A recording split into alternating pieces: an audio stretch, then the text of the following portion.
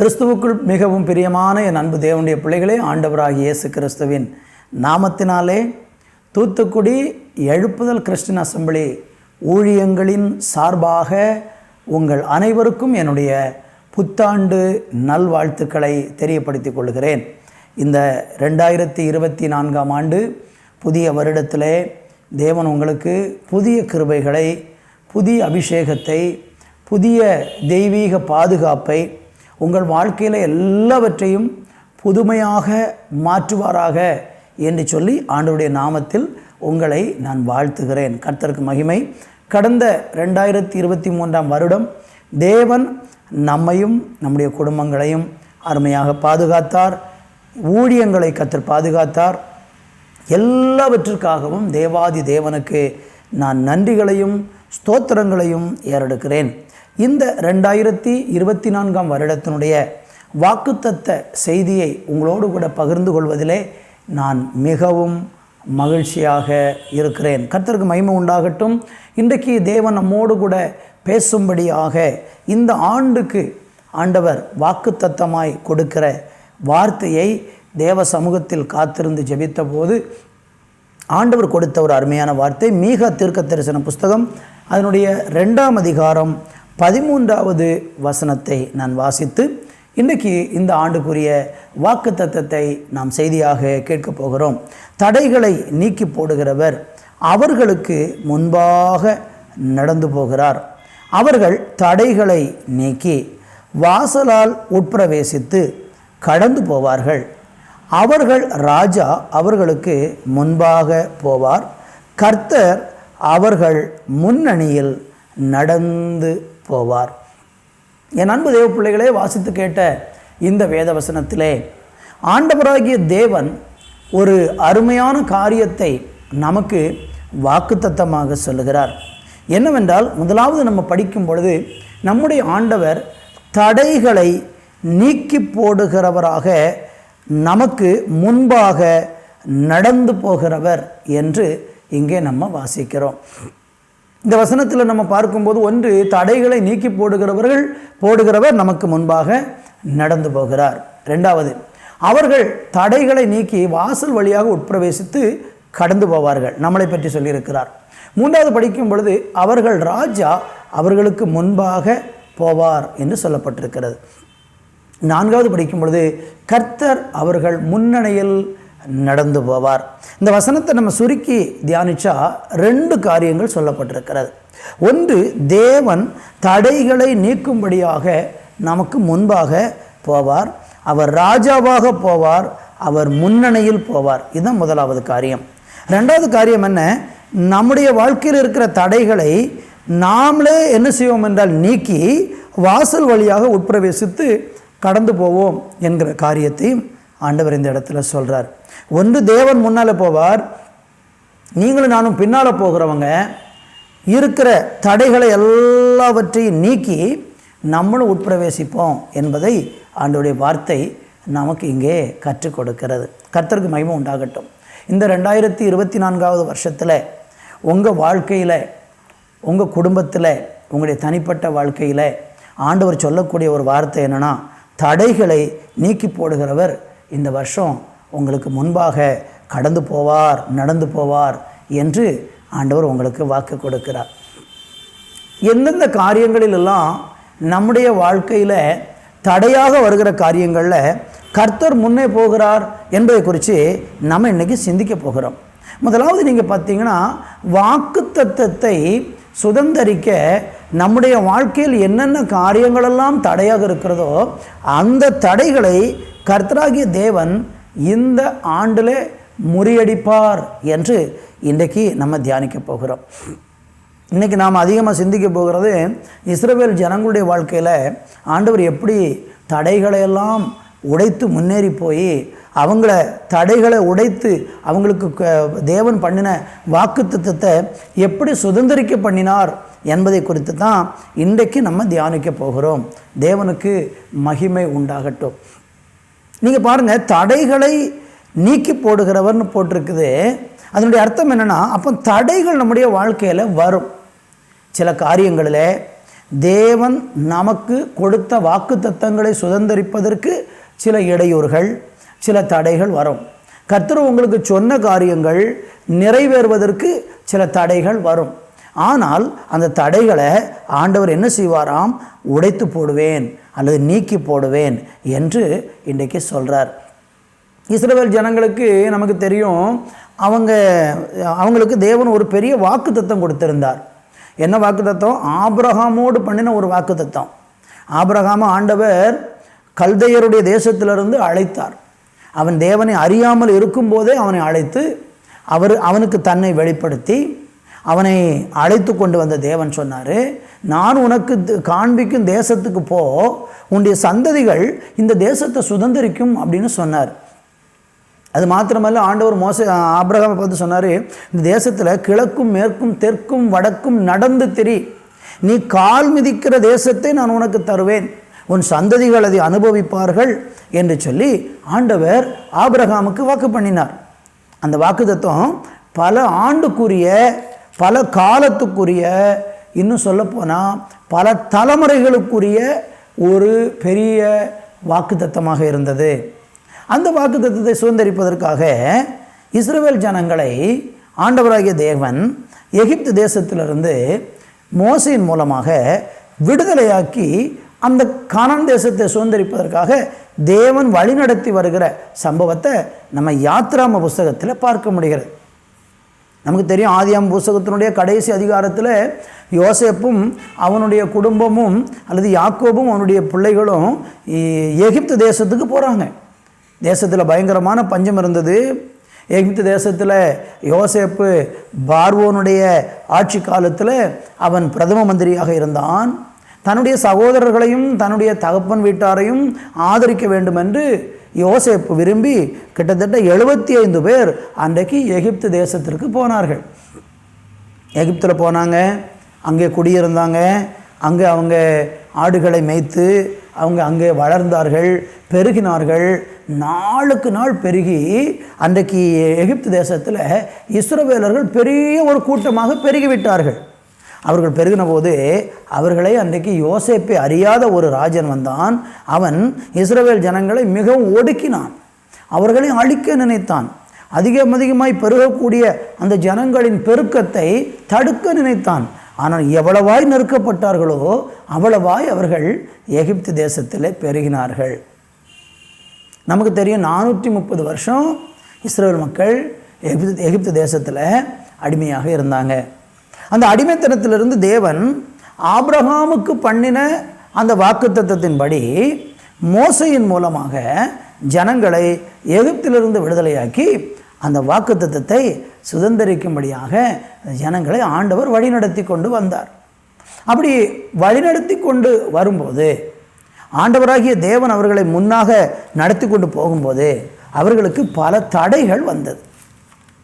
அந்த வாக்குத்தத்தங்களை சுதந்திரிக்க முடியாத பல தடைகள் அவர்களுக்கு வந்தபோது கர்த்தராகிய தேவன் என்ன செய்தார் என்றால், அந்த தடைகளை அவர்களுக்கு முன்பாக உடைக்கும்படி முன்னாக சென்றார் என்பதை நம்ம பார்க்க முடியும்.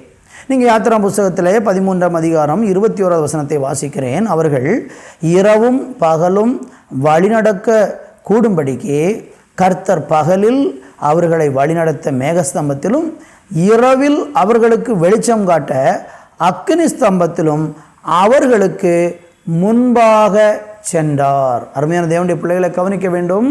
நமக்கு ஆண்டவர் இந்த வருஷம் கொடுக்கிற வாக்குத்தத்தம் என்ன? தடைகளை நீக்கி போடுகிறவர் அவர்களுக்கு முன்பாக நடந்து போகிறார் என்று நம்ம படித்தோம். அப்போ அவங்களுக்கு வனாந்தரத்தில் நிறைய தடைகள் இருக்கிறது. ஏன்? பகலில் அவங்கள வழிநடத்த வெயில் அவங்களுக்கு ஒரு தடையாக இருந்தது. இரவிலே அவங்க பயணிப்பதற்கு இருள் அவங்களுக்கு ஒரு தடையாக இருந்தது. ஆனால் அந்த தடைகளை உடைப்பதற்கு கர்த்தராகிய தேவன் அவர்களுக்கு முன்பாக சென்றார். ஹல்லேலூயா! என் அன்பு தேவ பிள்ளைகளே, உங்கள் வாழ்க்கையில் நிறைய வாக்குத்தத்தங்களை கற்றுக் கொடுத்துருக்கலாம். பெரிய ஒரு தரிசனத்துக்கு சொந்தக்காரராக நீங்கள் யோசேப்பை போல இருக்கலாம். உங்களை குறித்து ஆண்டவர் பல காரியங்களை சொல்லி இருந்திருக்கலாம், திட்டங்கள் வைத்திருக்கலாம். அந்த திட்டங்களும் தரிசனங்களும் என் வாழ்க்கையில் நிறைவேறவில்லை என்கிற ஒரு ஏக்கத்தோடு கூடத்தான் நீங்கள் இந்த புதிய வருஷத்துக்குள்ளே பிரவேசித்திருப்பீர்கள்.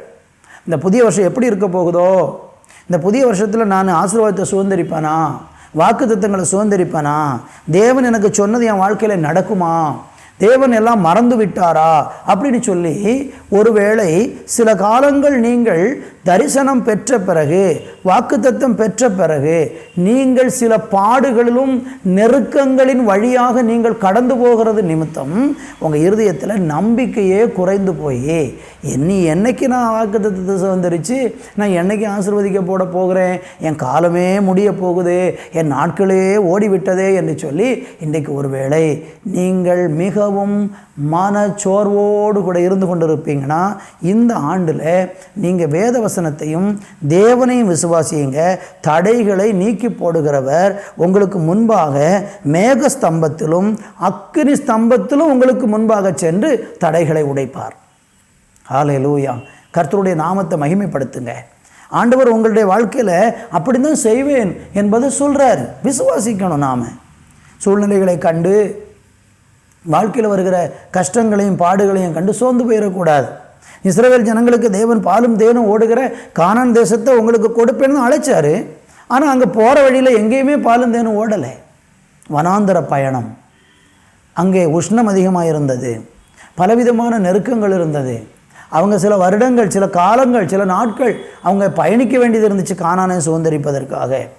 ஆனால் அதற்கு இடையில் அவர்களுக்கு பலவிதமான தடைகள் வந்ததாக வேதத்திலே நம்ம படிக்க முடியும்.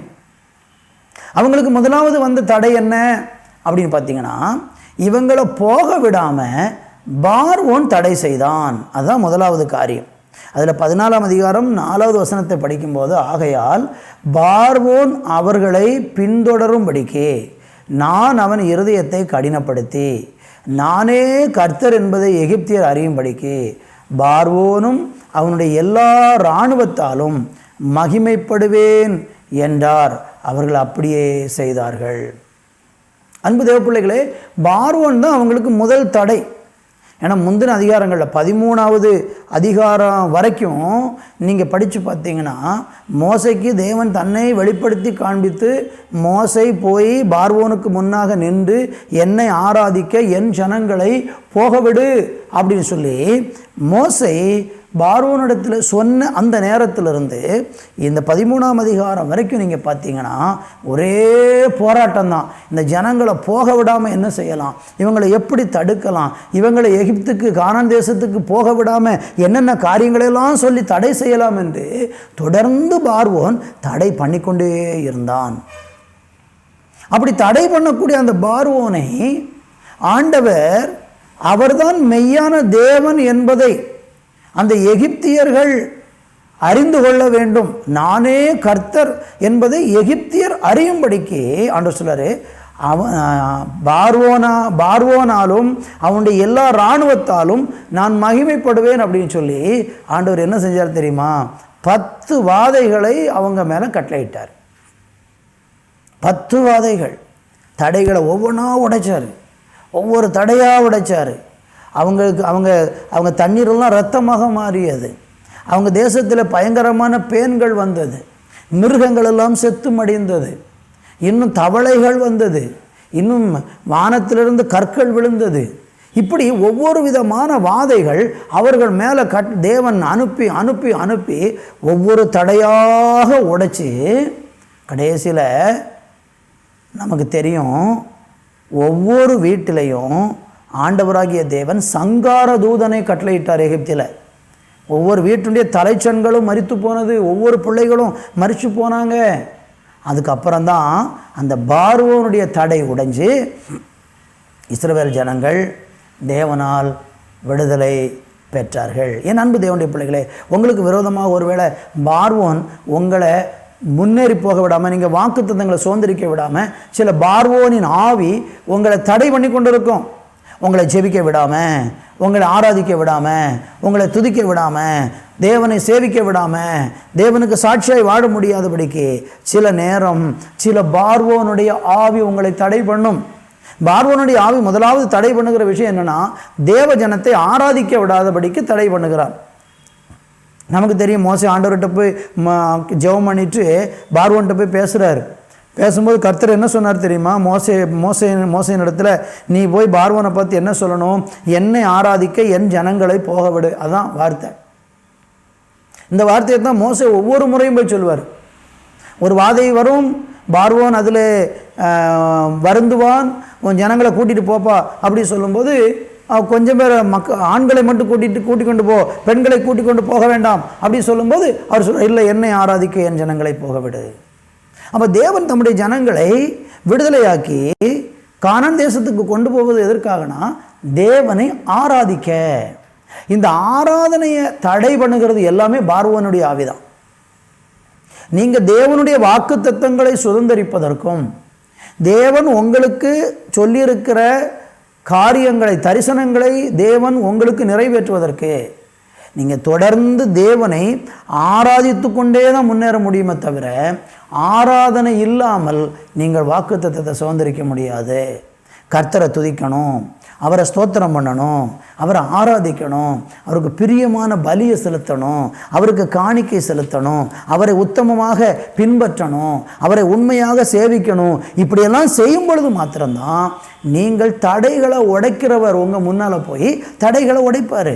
அப்போது நல்லா புரிஞ்சுக்கோங்க, நீங்கள் தேவனை ஆராதிக்காமல் வாக்குத்தத்தங்களை சுதந்திரிக்க முடியாது. நல்ல விடுதலையோடு ஆராதிச்சிங்கன்னா அந்த பார்வோனுடைய ஆவி உங்களை விட்டு விலகிடும். உங்களை ஆராதிக்க தடை பண்ணுகிற அந்த தடைகளை உடைத்து நாம் என்ன செய்ய வேண்டும் என்றால் முன்னேற வேண்டும். அப்போ முதலாவது தடை என்ன? பார்வோனுடைய ஆவி. அந்த பார்வோனுடைய ஆவியை கர்த்தர் என்ன செஞ்சார்? நிர்மூலம் பண்ணி என்ன செஞ்சார்னா, பார்வோனை செங்கடலிலே, பார்வோனையும் அவனுடைய சேனைகளையும் செங்கடலிலே ஆண்டவர் மூழ்கடித்தார். ரொம்ப அழகாக வசனத்தில் நம்ம படிக்க முடியும். 136 சங்கீதத்தில் சொல்லும்போது ஆண்டவர் சொல்கிறார், பார்வோனையும் அவனுடைய சேனைகளையும் செங்கடலில் ஆழ்த்தினவரை துதியுங்கள், அவர் கிருபை என்றும் உள்ளது அப்படின்னு கர்த்தர் சொல்கிறார். அழகாக ஆண்டவருடைய வார்த்தையில் நம்ம படிக்க முடியும். அதில் படித்து பாருங்கள். 136 சங்கீதம் 15 வசனம் சொல்கிறது, பார்வோனையும் அவன் சேனைகளையும் சிவந்த சமுத்திரத்தில் கவிழ்த்து போட்டவரை துதியுங்கள், அவர் கிருபை என்றும் உள்ளது.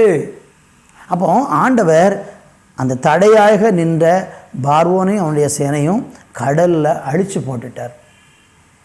நீங்கள் ஒன்று புரிஞ்சுக்கிடணும், ஆண்டவர் ஒரு தேவனுடைய பிள்ளையனுடைய வாழ்க்கையில் அவனுடைய ஆவிக்குரிய முன்னேற்றத்திற்கு தடையாக நிற்கிற கிரியைகளை விலக்க மாட்டார், அழித்து போட்டுருவார், நிர்மூலம் பண்ணிடுவார். பிசாசனுடைய கிரியைகளை அழிக்கும்படிக்கு தேவனுடைய குமாரன் இந்த உலகத்திற்கு வெளிப்பட்டார் என்றுதான் வேதம் நமக்கு சொல்லுகிறது. பிசாசின் கிரியைகளை அழிப்பதற்காக பார்வோனுடைய சேனைகளை கர்த்தர் கடலில் அவிழ்த்து அழித்து போட்டுட்டார்.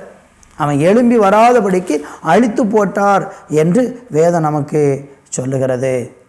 என் அன்பு தேவனுடைய பிள்ளைகளே, அப்போ முதலாவது தடைகளை உடைத்து போடுகிறவர் இந்த வருஷத்தில் வாக்கு பண்ணுறாரு, உங்களுக்கு முன்னால் போய் பார்வோனின் கிரியைகளை அழிப்பார். நீங்கள் விடக்கூடாது, ஆராதனை மட்டும் விட்டுறக்கூடாது, தொடர்ந்து ஆராதிக்க வேண்டும். ரெண்டாவது நம்ம படித்து பார்த்தால், இஸ்ரவேல் ஜனங்களுக்கு முன்னேறி செல்வதற்கு தடையாக நின்ற ரெண்டாவது ஒரு தடை என்ன? அந்த பகுதியில் நமக்கு தெரியும், செங்கடல், சிவந்த சமுத்திரம். அந்த சிவந்த சமுத்திரத்தில் தான் ஆண்டவர் பார்வோன் சேனையை அழித்தார். ஆனால் ஜனங்கள் முன்னேறி செல்வதற்கு தடையாக நின்றது சிவந்த சமுத்திரம். அதில் 14ஆம் அதிகாரத்தில் 15வது வசனத்தில் இப்படியே சொல்லப்பட்டிருக்கிறது, அப்பொழுது கர்த்தர் மோசேயை நோக்கி, நீ என்னிடத்தில் முறையிடுகிறது என்ன? புறப்பட்டு போங்கள் என்று இஸ்ரவேல் புத்திரருக்கு சொல்லு. நீ உன் கோலை ஓங்கி உன் கையை சமுத்திரத்தின் மேல் நீட்டி சமுத்திரத்தை பிளந்து விடு. அப்பொழுது இஸ்ரவேல் புத்திரர் சமுத்திரத்தின் நடுவாக வெட்டாந்தரையில் நடந்து போவார்கள். கவனிக்கிறீங்களா? ஆண்டவர் என்ன சொல்றாரு? ரெண்டாவது அவங்களுக்கு முன்னேறுவதற்கு தடையாக இருந்த ஒரு தடை செங்கடல், சிவந்த சமுத்திரம். சிவந்த சமுத்திரம். இந்த சிவந்த சமுத்திரத்தை எப்படி ஆண்டவர் கடக்கும்படிக்கு தடைகளை உடைக்கிறார்னா, தேவன் என்ன செஞ்சிருந்தார்னா, மோசையினுடைய கையில் ஒரு கோலை ஆண்டவர் கொடுத்திருந்தார். மோசை ஆடு மேய்த்து கொண்டிருந்த போது ஒரு கோலை வைத்திருந்தான். அந்த கோலை தரையில் போட சொன்னார். அது உடனே பாம்பாக மாறியது. மறுபடியும் அந்த கோலை பிடிக்க சொன்னார். அது மறுபடியும் கோலாய் மாறிவிட்டது. அன்னையிலிருந்து மோசையுடைய கையில் எப்போவுமே ஒரு கோல் இருக்கும். அந்த கோலை ஆண்டவர் மோசைக்கும் இஸ்ரவேல் ஜனங்களுக்கும் ஒரு அடையாளமாக பயன்படுத்தினார். இப்போ பாருங்களேன், தடைகளை உடைக்கிறது எப்படி? முதலாவது தேவன் முன்னே போய் அவங்களுக்கு தடைகளை உடைச்சார். அடுத்து நம்ம இங்கே படிக்கும் பொழுது ஆண்டவர் சொல்கிறார், நீயே தடைகளை நான் உன் கூட இருக்கிறேன். நீ உன் கையை சமுத்திரத்துக்கு மேலாக நீட்டு, சமுத்திரத்தை பிளந்து விடு, சமுத்திரத்து நடுவாக வெட்டந்திரையில் நீங்கள் நடந்து போவீங்க. என் அன்பு தேவனுடைய பிள்ளைகளே, ஆண்டவர் அந்த அதிகாரத்தை நமக்கு கொடுக்கிறார். சில தடைகளை ஆண்டவரை உடைக்கிறாரு. அவர் முன்னால் கடந்து போயிட்டாருனாலே அதுக்கப்புறம் அவருடைய நாமத்தினால நாமளே என்ன செய்யணும்? தடைகளை உடைக்கணும். இயேசுவின் நாமத்தினால தடைகளை உடைக்கணும். மோசைக்கு அவருடைய கையில் ஒரு கோல் தடைகளை உடைப்பதற்கும் தடைகளை நீக்கி போடுவதற்கும் ஒரு மோசைக்கு ஒரு கையில் ஒரு கோலை கொடுத்திருந்தார். நீங்கள் எலியாவுக்கும் எலிசாவுக்கும் பார்த்தீங்கன்னா, அவங்களுக்கு முன்னேறுவதற்கு தடையாக இருந்த தடையை உடைப்பதற்கு ஒரு சால்வையை கொடுத்திருந்தார். அவங்க அந்த சால்வையை அப்படியே யோர்தானில் அடித்த போது அது ரெண்டாக பிரிந்தது என்று சொல்லி நம்ம ராஜாக்களின் புஸ்தகத்தில் படிக்கிறோம். அப்போ அவங்க கைகளில் அவங்களுக்கெல்லாம் ஆண்டவர் ஒரு ஆயுதத்தை, ஒரு ஒரு ஒரு பொருளை கையில் கொடுத்து தடைகளை உடைக்கிறதற்கு ஆண்டவர் அவங்கள பயன்படுத்தினார். ஸ்தோத்திரம். ஆனால் புதிய ஏற்பாட்டு விசுவாசிகளாகிய நமக்கு தடைகளை உடைப்பதற்கு நம்ம கையில் ஆண்டவர் எந்த பொருளையுமே கொடுக்கலை. எந்த பொருளையுமே கொடுக்கலை. ஆண்டவர் நமக்கு கொடுத்திருக்கிறது என்ன தெரியுமா? ஒன்று இயேசுவின் நாமம். என் நாமத்தினாலே நீங்கள் எதை கேட்டாலும் அதை பெற்றுக்கொள்வீர்கள் அப்படிங்கிறார். ஆண்டவருடைய நாமம் நமக்கு தரிக்கப்பட்டிருக்கிறது. நாம் எல்லாரும் அவருடைய நாமத்தின் மேலே தான் விசுவாசம் வைத்திருக்கிறோம். அந்த இயேசு கிறிஸ்து என்கிற நாமத்தினாலே சீசர்கள் ஆண்டவர் அனுப்பும்போது என்ன சொல்லி அனுப்பினார்? நீங்கள் என் நாமத்திலே பிசாசுக்களை துரத்துவீர்கள், நீங்கள் என் நாமத்திலே வியாதிஸ்தர்கள் மேல் கை வைப்பீர்கள். இப்படி ஆண்டவருடைய நாமம் தேவன் நமக்கு அதிகாரமாக கொடுத்திருக்கிறார். அது எங்கே கொடுத்துருக்கிறாரு? நம்முடைய இருதயத்தில் நமக்கு அந்த நாமத்தை தரித்து, நம்ம மேலே அந்த நாமத்தை ஆண்டவர் தரித்து அந்த நாமத்தை நம்முடைய வாயில் கொடுத்துருக்கிறார். நீங்களும் நானும் இயேசு கிறிஸ்துவின் நாமத்தினாலே பிசாசுக்களை துரத்தணும் அல்லது தடைகளை உடைக்கணும். அந்த இயேசுவின் நாமத்தை சொல்லும்போது தடைகள் நீங்குகிறது. அப்போ இயேசு கிறிஸ்துவின் நாமம் நமக்கு மோசைக்கு கோலாகவும் எலிசாவுக்கு சால்வையாகவும் இருந்தது போல ஆண்டவர் நமக்கு அவருடைய நாமத்தை கொடுத்திருக்கிறார். அதனால் நீங்கள் என்ன காரியத்தை ஆண்டவருடைய நாம மகிமைக்காக தேவன் உங்களை முன்னேறி செல்வதற்கு உங்களை ஆண்டவர் முன்னே போயிட்டாருனாலே நீங்கள் உடனே இயேசுவின் நாமத்தை பயன்படுத்தி நீங்கள் அவரை பின்பற்றி போய்கொண்டே இருக்கலாம். ஆனால் இயேசு தேவன் உங்களுக்கு முன்னால் போகிறதுக்கு முன்னே நீங்கள் முன்னேற முயற்சிக்கக்கூடாது. அவர் எப்போ முன்னே விடணும்? அவர் முன்னேற நாம் பின்பற்றி செல்லணும்.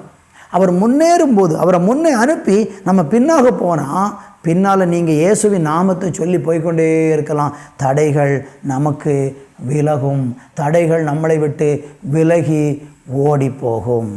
எனவே என் அன்பு தேவனுடைய பிள்ளைகளே, இந்த நாட்களில் வேதம் சொல்கிறது, தடைகளை நீக்கி போடுகிறவர் அவர்களுக்கு முன்பாக நடந்து போவார்.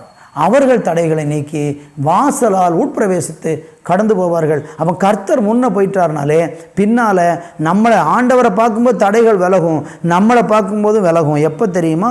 நம்ம ஆண்டவருடைய நாமத்தை சொல்லும்போது. ஆண்டவருடைய நாமத்தை சொல்லும்போது ஆண்டவருடைய வார்த்தையை தேவன் நம்முடைய நாவலை கொடுத்திருக்கிறார். அந்த வார்த்தை அதிகாரம் உள்ள வார்த்தை. அந்த வார்த்தை தேவனுடைய வார்த்தையின் மூலமாக அவருடைய நாமத்தை நாம் உச்சரிக்கும் பொழுது தடைகள் நீங்கி நம்ம தடைகளை வீழ்த்த முடியும். கர்த்தருக்கு மகிமை உண்டாகட்டும். இஸ்ரவேல் ஜனங்கள் இப்படியாக செங்கடலை ரெண்டாக பிளந்து அதையும் என்ன செஞ்சாங்கன்னா தடைகளை தாண்டி அவங்க முன்னேறி போனாங்க. பார்வோனுடைய சேனை அழிக்கப்பட்டு போனது. இப்பொழுது நீங்கள் கவனிச்சிங்கன்னா அவங்க பயணப்பட்டு முன்னே போய்கொண்டிருக்கிறாங்க வனாந்தரத்தில். அப்படி பயணப்பட்டு அவங்க முன்னேறி போகும்போது அவங்களுக்கு இப்போ கானானுக்குள்ளே பிரவேசிக்கணும். கானானுக்குள்ளே பிரவேசித்து ஒவ்வொரு பகுதிகளாக அவங்க பிடிக்கணும். அப்படி போகும்போது அவங்களுக்கு தடை என்ன வருகிறது என்றால் யோர்தான் அவர்களுக்கு தடையாக வருகிறது. நீங்கள் யோசுவாவின் புஸ்தகத்தில் 3ஆம் அதிகாரம் 17வது வசனத்தை வாசித்து பார்த்தீங்கன்னா அங்கே அவர்களுக்கு தடையாக யோர்தான் நிற்கிறதை நம்ம அங்கே பார்க்க முடிகிறது. 3ஆம் அதிகாரத்தில் நீங்கள் படித்து பாருங்கள். 17வது வசனம் என்ன சொல்லுகிறது? சகல ஜனங்களும் யோர்தானை கடந்து தீரும் அளவும் கர்த்தருடைய உடன்படிக்கை பற்றிய சுமக்கிற ஆசாரியர்கள் யோர்தானின் நடுவிலே தண்ணீர் இல்லாத தரையில் காலூன்றி நிற்கும்போது இஸ்ரவேல் எல்லாரும் தண்ணீரற்ற உலர்ந்த தரை வழியாக கடந்து போனார்கள். பார்த்தீங்களா தடைகளை எப்படி தாண்டி போகிறாங்க? இப்போ யோர்தான்ங்கிறது கானான் தேசத்துடைய எல்லை. இந்த யோர்தானை கடந்து உள்ளே போனால் தான் கானானுக்குள்ளே கால் வைக்க முடியும். இப்போ ஆரம்பத்தில் செங்கடல் தடையாக வந்தது. இப்போ கானானை போய் சுதந்திரிக்க போகும்போது என்ன வருகிறது? யோர்தான் தடையாக வருகிறது. பாருங்கள், துவக்கத்திலையும் தடை, கடைசியிலையும் தடை. இடையில நிறைய தடைகள் வந்தது. இதெல்லாம் அவங்க தாண்டினாங்க. மோசே அவங்கள அழகாக வழி நடத்தி கொண்டு போனார். அதில் சிலர் அந்த தடைகளை தாண்ட முடியாமல் முறுமுறுத்து மரித்து போனாலாம் நமக்கு அதுக்கு இடைப்பட்ட காலங்களில் உண்டு. ஆனால் இப்போ அவங்க யோர்தானை கடந்து யோர்தானை அவங்க எப்படி தாண்டினாங்கங்கிறத நம்ம சிந்திக்க வேண்டும். எப்படி தாண்டினாங்க? நல்லா கவனிங்க.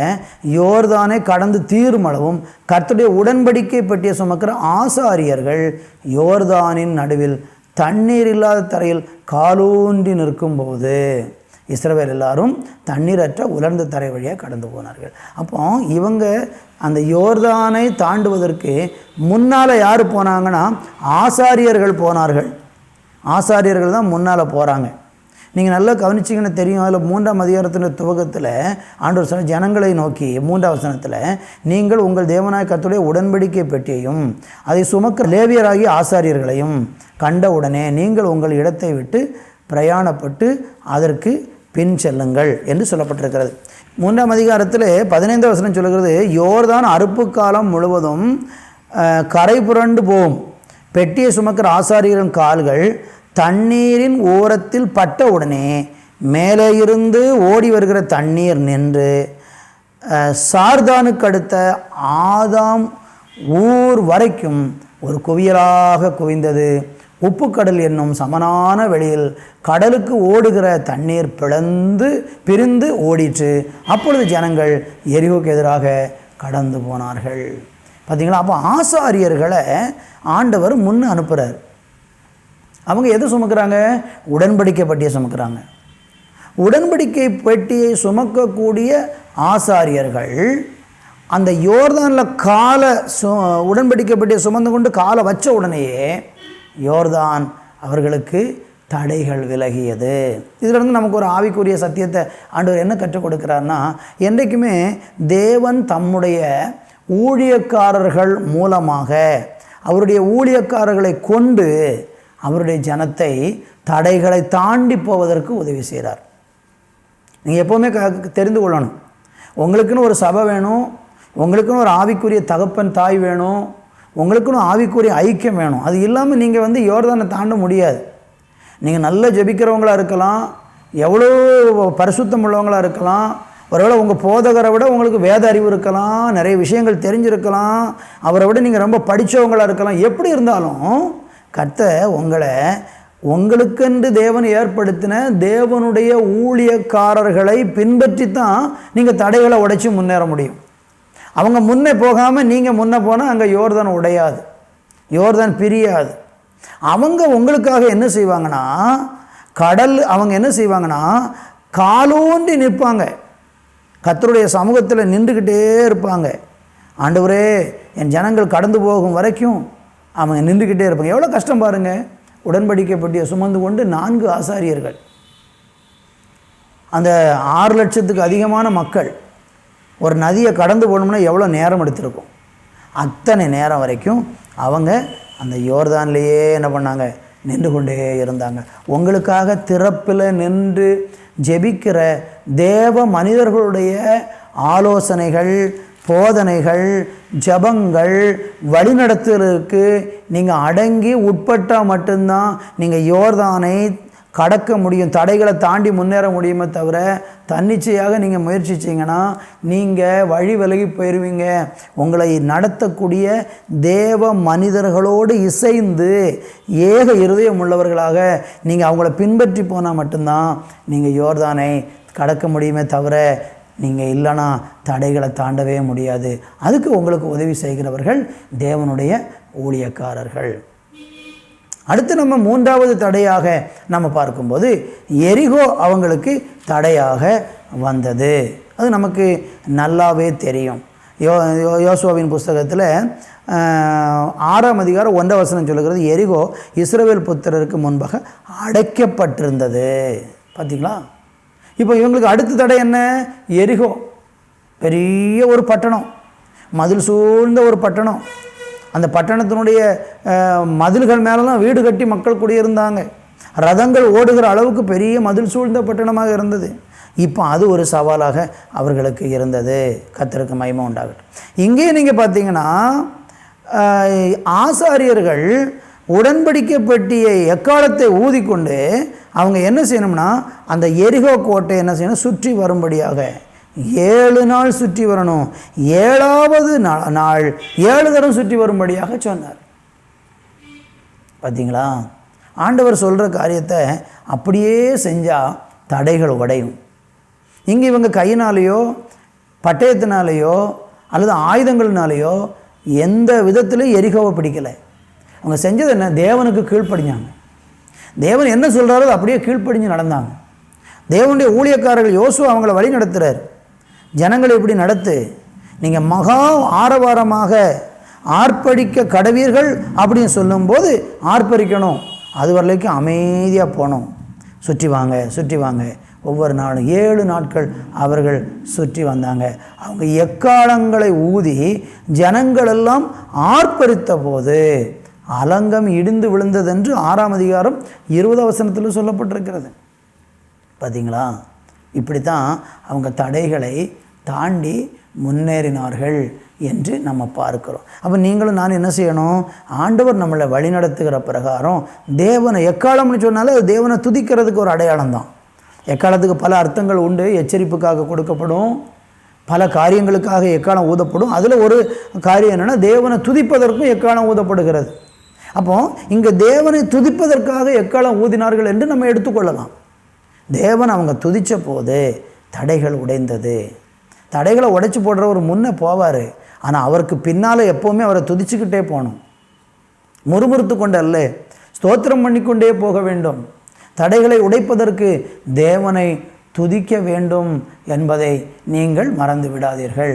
கர்த்தருக்கு மகிமை உண்டாகட்டும். அடுத்து நம்ம பார்க்கும் பொழுது யாத்ராம புஸ்தகம் 33ஆம் அதிகாரம் 14, 15 வசனங்கள். அங்கே இப்படியே சொல்லப்பட்டிருக்கிறது, அதற்கு அவர், என் சமூகம் உனக்கு முன்பாக செல்லும், நான் உனக்கு இளைப்பாறுதல் தருவேன் என்றான். அப்பொழுது அவன் அவரை நோக்கி, உம்முடைய சமூகம் என்னோடு கூட செல்லாமல் போனால் எங்களை இவ்விடத்திலிருந்து கொண்டு போகாதிரும் என்று ஜெபம் பண்ணுகிறான். அருமையான தேவனுடைய பிள்ளைகளே, நல்லா கவனிக்கணும். தடைகளை உடைத்து போடுகிற தெய்வத்தை என்னைக்கு முன்னே அனுப்பணும்? நீங்கள் அவரை நீங்கள் முன்னே அனுப்பாமல் நீங்கள் முந்தக்கூடாது. என்றைக்குமே ஒரு தேவனுடைய பிள்ளை தடைகளை உடைக்கிற தேவன் எனக்கு முன்னாக போகணுன்னு நீங்கள் காத்திருக்கணும். அதுக்கு எவ்வளோ லேட்டானாலும் பரவாயில்ல, ஆண்டவரே நீங்கள் புறப்படும் போது தான் நான் புறப்படுவேன், நீங்கள் போகலைன்னா நான் போக மாட்டேன். எப்போவுமே நான் ஒரு காரியத்தை செய்கிறதுக்கு முன்பாக தேவனுடைய வாக்குத்தத்தங்களை ஆசீர்வாதங்களை சுதந்திரிப்பதற்கு நீங்கள் எனக்கு முன்னால் போங்க ஆண்டவரே அப்படின்னு சொல்லி ஒவ்வொரு நாளும் தேவ சமூகத்தை முன்னே அனுப்பி நானும் நீங்களும் பின்னால் போகிறவங்களாக இருக்கணும். இங்கே தான் நிறைய பேர் தவறு பண்ணுவாங்க. என்ன செய்வாங்க? தேவனுடைய சமூகத்துக்கு முதலிடம் கொடுக்க மாட்டாங்க, தேவனுடைய ஆலோசனைக்கு முக்கியத்துவம் கொடுக்க மாட்டாங்க, தேவன் சொல்லுகிறபடி பயணிக்க மாட்டாங்க, அவங்க இஷ்டப்படி போவாங்க. கர்த்தருடைய சமூகத்தை பின்னால் வர சொல்லுவாங்க. இல்லை, கர்த்தருடைய சமூகம் முன்னால் போகாமல் நீங்களும் நானும் புறப்படவே கூடாது. கர்த்தருக்கு மகிமை. நீங்கள் படித்து பார்த்தீங்கன்னா தெரியும், இஸ்ரவேல் ஜனங்களை தேவன் வழி நடத்தும் போது மேகஸ்தம்பத்திலும் அக்னி ஸ்தம்பத்திலும் வழி நடத்தினார். அந்த மேகஸ்தம்பம் இவங்களை வழி நடத்துறதுக்கு எப்படி அவங்களுக்கு முன்னால் போனதென்றால், மேகஸ்தம்பம் அப்படியே வந்து ஆசரிப்பு கூடாரத்தில் இறங்கும்போது எல்லாரும் கூடாரம் அடித்து அந்த ஆசரிப்பு கூடாரத்தை சுற்றிலும் வனாந்தரத்தில் கூடாரம் அடித்து தங்கியிருப்பாங்க. அது சில நேரம் ஒரு நாள் தங்கியிருக்கும், சில நேரம் ஒரு மாதம் தங்கியிருக்கும், சில நேரம் ஒரு வருடம் வரையும் தங்கியிருக்கும். அந்த ஒரு வருடம் வரை தங்கியிருந்தாலும் இவங்க கிளம்பக்கூடாது, அப்படியே உட்காந்துருக்கணும். கூடாரம் அடித்து அவங்க என்ன செய்யணும்னா, கூடாரத்தை அடித்து அவங்களுடைய அந்த ஆசரிப்பு கூடாரத்தை பாதுகாக்கணும், ஜனங்களை பாதுகாக்கணும், பாதுகாப்பாக அவங்க நிற்கணும். திடீரென்று ஆசரிப்பு கூடாரத்தின் நடுவிலிருந்து கர்த்தருடைய மேகம் எழும்பும்போது இவங்க பயணிக்க வேண்டும். 8ஆம் புஸ்தகத்தில் 9ஆம் அதிகாரம் 17லிருந்து 23 வரை படித்து பாருங்கள். நேரம் இல்லாததுனால நான் சுருக்கமாக சொல்கிறேன். அங்கே மேகம் புறப்படும்போது ஜனங்கள் புறப்படுவாங்க, மேகம் கூடாரத்தில் தங்கும்போது அவங்க தங்கியிருப்பாங்க. இதுதான் நம்முடைய விசுவாச பயணத்தில் தடைகளை உடைத்து முன்னேறுவதற்கு தேவன் வைத்திருக்கிற ஒழுங்குமுறை. நீங்களும் நான் இந்த ஒழுங்குமுறையை கை கொள்ளலைன்னா நிறைய சிக்கலில் மாட்டிக்கொள்வோம். தடைகள் உங்களுக்கு வந்துக்கிட்டே தான் இருக்கும், நீங்கள் முன்னேறவே முடியாது. இஸ்ரவேல் ஜனங்களுடைய வாழ்க்கையில் பாருங்களேன், சில தடைகள் அவங்க சிக்கிக்கிட்டாங்க. எப்படி தடைகளில் சிக்கினாங்க நமக்கு நல்லா தெரியும். அவங்க வனாந்தரத்தில் முறுமுறுத்ததுனால 40 நாளில் கானான் தேசத்துக்குள்ளே போக வேண்டிய ஜனங்கள் 40 வருடம் தாமதமாய் போனாங்க. 40 வருடம் தாமதமாய் போனாங்க. 8ஆம் புஸ்தகம் 14ஆம் அதிகாரம் 34வது வசனத்தில் நீங்கள் படித்து பார்த்தீங்கன்னா அங்கே சொல்கிறாரு, இஸ்ரவேல் ஜனங்கள் கர்த்தருக்கு விரோதமாக முறுமுறுத்ததுனால வனாந்தரத்தில் 40 நாள் 40 வருடம் ஆயிற்று. தடைகள் 40 வருஷம் ஆயிற்று. இன்றைக்கி உங்கள் வாழ்க்கையில் வர வேண்டிய ஆசீர்வாதங்கள்லாம் ரொம்ப தாமதிக்கிறது. எல்லாத்துலேயும் தடை, அதில் தடை, இதில் தடை, வேலையில் தடை, தொழிலில் தடை, வருமானத்தில் தடை, ஆசீர்வாதத்தில் எல்லாத்துலேயும் எல்லாத்துலேயும் தடைகள் நின்று கொண்டே இருக்கிறது. என்ன காரணம் யோசித்து பாருங்கள். முறுமுறுப்பு. வனாந்தரத்தில் அப்படியே முறுமுறுக்கிறது மாதிரி நீங்களும் உங்கள் வாழ்க்கையில் கஷ்டம் வரும்போது, பாடு வரும்போது, ஐயோ ஆண்டவரே என்ன கொண்டு போட்டால் நல்லாயிருக்கும். நாங்கள் இஸ்ரவேல் ஜனங்கள் வனாந்தரத்தில் என்ன சொன்னாங்க மோசையை பார்த்து, எங்களுக்கு எகிப்தில் பிரேத கூழி இல்லாதனாலேயே எங்களை எங்கே கூட்டி கொண்டு வந்தாய் என்று அவங்க முறுமுறுத்தாங்க. இப்படி அவங்க முறுமுறுத்து 40 நாளை 40 வருஷம் ஆக்கிட்டாங்க. உங்கள் வாழ்க்கையில் இப்படிப்பட்ட தடைகள் இருக்குமானால் இன்றைக்கே முறுமுறுப்பை உங்கள் இதயத்தை விட்டு எடுத்து போடுங்க.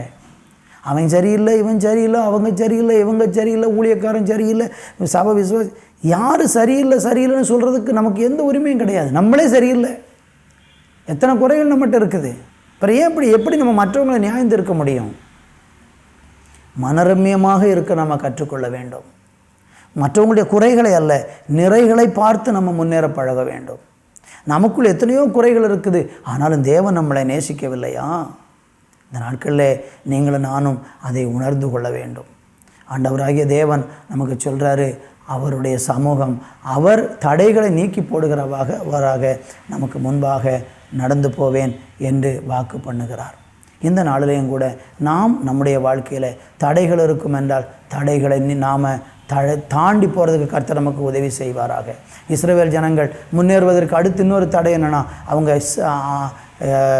எரிகோ பட்டணத்தில் போய் அதை மேற்கொண்டு ஜெயித்தாங்க.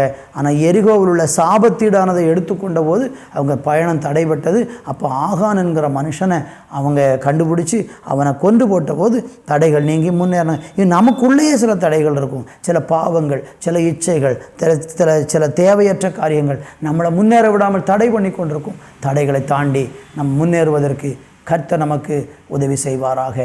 கண்களை மூடி ஜெபிப்போம். நல்ல பிதாவே, இந்த நல்ல வேலைக்காய் நன்றி.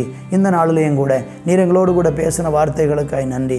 தடைகளை தாண்டி முன்னேறுவதற்கு பரிசுத்த ஆவியானவர் எங்கள் ஒவ்வொருவருக்கும் கிருபை செய்ய வேண்டும் என்று இயேசுவின் நாமத்தில் ஜெபிக்கிறேன் அப்பா.